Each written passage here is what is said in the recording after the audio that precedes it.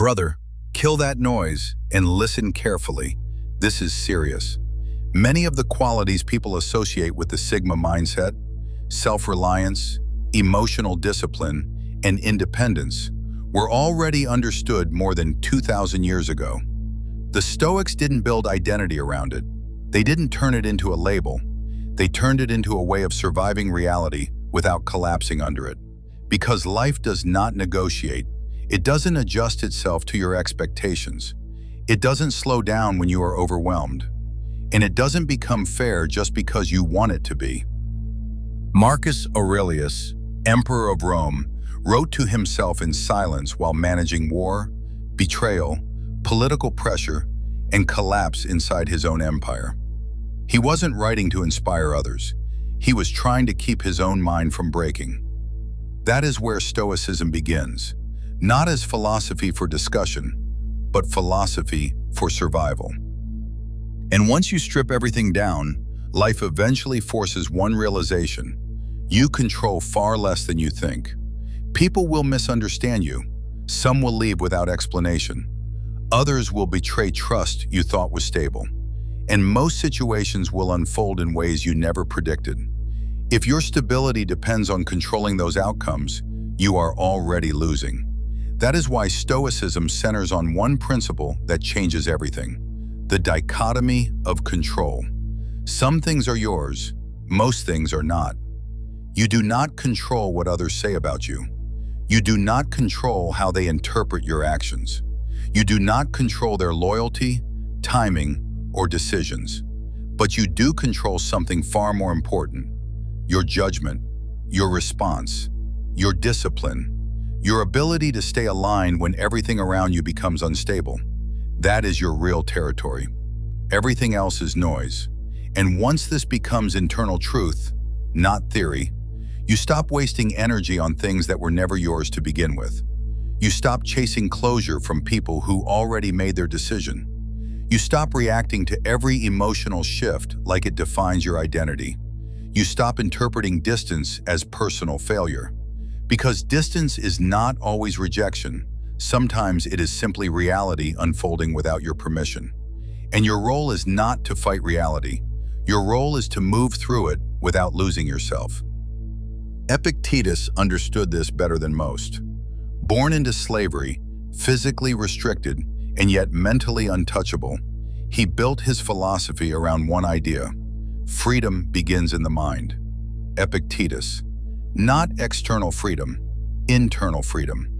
That shift changes everything. Because once your mind is no longer dependent on external validation, events lose their power to destabilize you. Betrayal becomes information. Loss becomes correction. Silence becomes clarity. You are no longer reacting emotionally. You are processing reality. And that difference separates instability from mastery.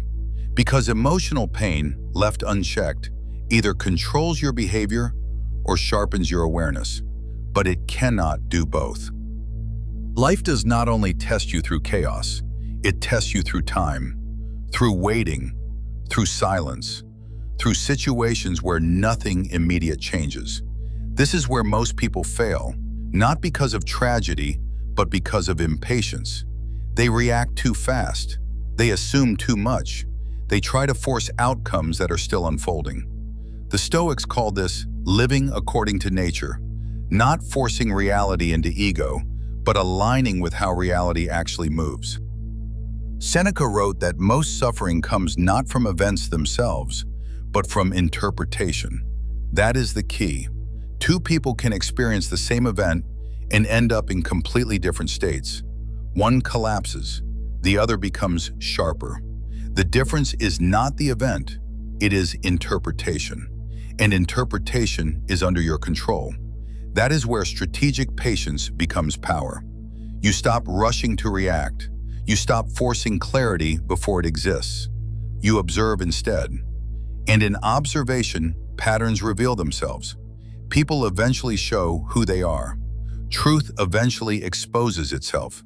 Lies cannot survive consistency, not because you forced it, but because time removes illusion. While others react emotionally to every shift, you build structure, quietly, consistently, without announcement. This is where discipline stops being behavior and becomes identity. The Stoics lived by four virtues: wisdom to see clearly, courage to act when needed, justice to stay aligned with principle, temperance to stay in control of excess. These are not ideas, they are structure, and structure replaces chaos. Once structure exists inside you, external instability loses authority over your direction. You no longer ask, "What do they think of me?" You ask, "Is this aligned with who I am becoming?" That shift is permanent. And from that point forward, validation stops being the measure. Execution becomes the measure. Not attention, not approval, not recognition, execution. And through execution, something changes. Solitude stops feeling like absence. It becomes space. Space where focus is uninterrupted. Space where clarity is not diluted. Space where you finally hear your own thoughts. Marcus Aurelius did not write for an audience. He wrote to remain aligned with himself under pressure. That is why his reflections still matter centuries later. Because they were never performance, they were discipline. And when betrayal appears again, as it will, you no longer collapse into reaction. You adjust. You continue. Not because it doesn't affect you, but because it no longer defines your direction. That is the real transformation Stoicism offers. Not emotional suppression, not detachment for appearance, but stability under pressure. The ability to remain steady while everything unstable moves around you. So understand this, you do not need life to become easier to become stronger. You need to become stronger so life stops controlling your direction. And once that shift happens, everything changes. Not because the world becomes different, but because you are no longer controlled by it. You move through it with clarity, with discipline, with silence when needed, and action when required. That is Stoic foundation. That is Sigma expression in modern form. And that is what separates men who are overwhelmed by reality from men who learn to operate inside it. If this message made sense to you, you already understand more than most people ever will. You can subscribe if you want more of this kind of philosophy, but more importantly, take the idea with you and apply it where life tests you next. Stay disciplined, stay clear, stay in control.